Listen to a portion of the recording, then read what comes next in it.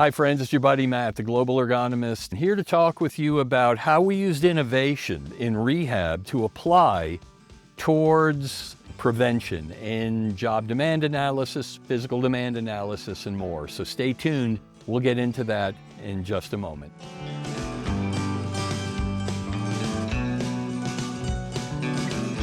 Hi friends, it's your buddy Matt, the Global Ergonomist, here talking about what we call the power pole. It's basically a homemade oscillating exercises based on the concept of the body blade. But this is a tool that we've used in rehab, and it can be something that's useful in certain settings preparing for work. So it becomes a prehab sort of approach, if you will.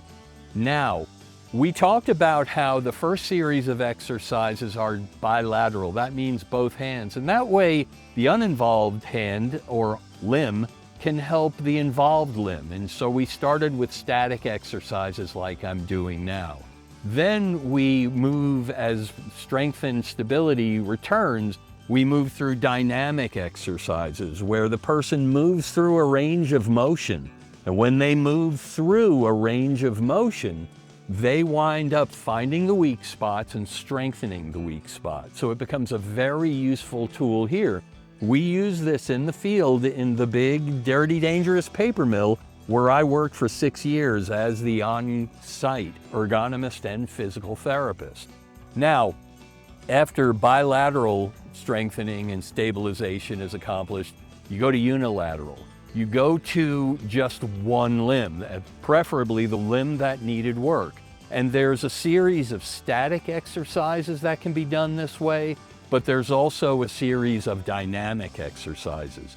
So we'll have people go through a stabilizing series like this, where they're keeping this thing moving as they're going through the range of motion. Now this is tough exercise, it's not easy. But it's a really good way to get back the stability of a limb that's been damaged. But here's the good part. It can also be used as prehab. It can be used as a way to keep limbs stabilized before someone goes into a field. If you have a job demand that requires a lot of upper body stability and strength and endurance, you want to make sure that body is ready for that. And this is something that we'd often use in the setting of physical demand analysis and post-offer employment testing and fit for duty testing and return to work testing. So these become important elements that will apply to our ergonomic setting. So I hope this gives you some interesting food for thought. And when you consider it, by all means, leave your messages below. Let's get a dialogue going. Love to hear your input on this type of application. Until next time, this is your buddy Matt, the Global Ergonomist, saying work smarter, not harder. See you next time, everybody. Bye-bye.